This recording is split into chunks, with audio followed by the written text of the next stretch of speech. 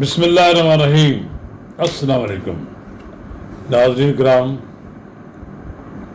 آج کل آئینی ترمیم کا بہت چرچا ہے۔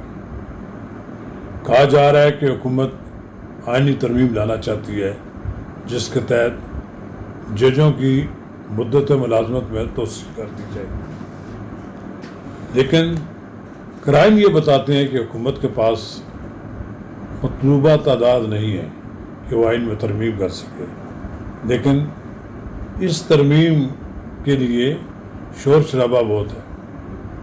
ناظرین کرام، آج ہم اس موضوع پر آپ کے ساتھ گفتگو کریں گے۔ قبل اس کے ہم آگے بڑھیں، اگر آپ نے میرا یوٹیوب چینل نواز رضا کے ساتھ اب تک سبسکرائب نہیں کیا تو برائے کرم اسے فوری طور پر سبسکرائب کریں، لائک کریں اور آئیکن کا بٹن دبانا وہ نہ بھولیے کہ جب ہم ویڈیو لوڈ کریں تو سب سے پہلے آپ کو اطلاع ملے۔ ناظرین کرام، کسی بھی آئینی ترمیم کے لیے حکومت کو قومی اسمبلی اور سینٹ میں 2/3 اکثریت حاصل کرنا ضروری ہوتا ہے، لیکن موجودہ حکومت کو سینٹ میں 2/3 اکثریت حاصل نہیں ہے۔ البتہ JUF جسے کہ مولانا فضل الرحمان کی قیادت میں ہے، اس کے پاس اصل میں ترک کا پتہ ہے۔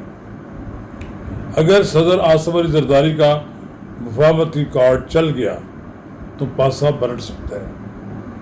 ہمارے دوست رانا غلام قادر نے بھی اس پہ تبصرہ کیا ہے۔ انہوں نے کہا کہ اس وقت سینٹ کے ارکان کی تعداد 96 ہے، کیونکہ خیبر پختونخوا کی 11 نشستیں خالی ہیں۔ موجودہ صورتحال میں آئینی ترمیم کے لیے سینٹ میں 64 ارکان کی حمایت درکار ہے۔ اس PTI کے ممبران کی تعداد 17 ہے، جبکہ مجلس وحدت مسلمین، سنی اتحاد کونسل، BNP اور مسلم لیگ قائد اعظم کا 1 ووٹ ہے۔ یہ ارکان 20 بنتے ہیں۔ JUI کے ارکان کی تعداد 5 ہے۔ پاکستان تحریک انصاف اور جمعیت علماء اسلام کے تعاون کے اعلان سے سینٹ میں اپوزیشن کے ممبران کی تعداد 26 ہو گئی ہے۔ سینٹ میں حکمران تعداد کے نمبرز کی تعداد 59 ہے۔ پیپلز پارٹی کے ارکان کی تعداد 24 ہے۔ مسلم لیگ نون کے ارکان کی تعداد 19 ہے۔ بلوچستان عوامی پارٹی کے ارکان کی تعداد 5، عوامی نیشنل پارٹی کے 3، MQM کے 3، BNP کے 1، نیشنل پارٹی اور آزاد ارکان 4 ہیں۔ یہ تمام ملا کر 59 بنتے ہیں۔ آئینی ترمیم کے لیے سینٹ میں 64 ارکان کی حمایت درکار ہے، جو کہ کل تعداد کا 2/3 بنتا ہے، جبکہ JUI فی کا کردار جو ہے اسے کلیدی حیثیت حاصل ہے۔ اس لیے PTI کے وفد کی مولانا فضل الرحمان سے ملاقات کے بعد صدر آصف علی زرداری کی جو مولانا فضل الرحمان سے ملاقات ہے بڑی اہمیت کی عمل ہے۔ اس ملاقات کے بعد کوئی اعلامیہ جاری نہیں کیا گیا۔ تو ناظرین کرام، عام تاثر یہ ہے کہ شاید حکومت عدلیہ میں اپنی مرضی کی تبدیلیاں لانا چاہتی ہے۔ حکومت چاہتی ہے کہ موجودہ چیف جسٹس کی مدت ملازمت میں توسیع کر دی جائے اور ایک اصول طے کر لیا جائے کہ 3 سال کے لیے ججوں کی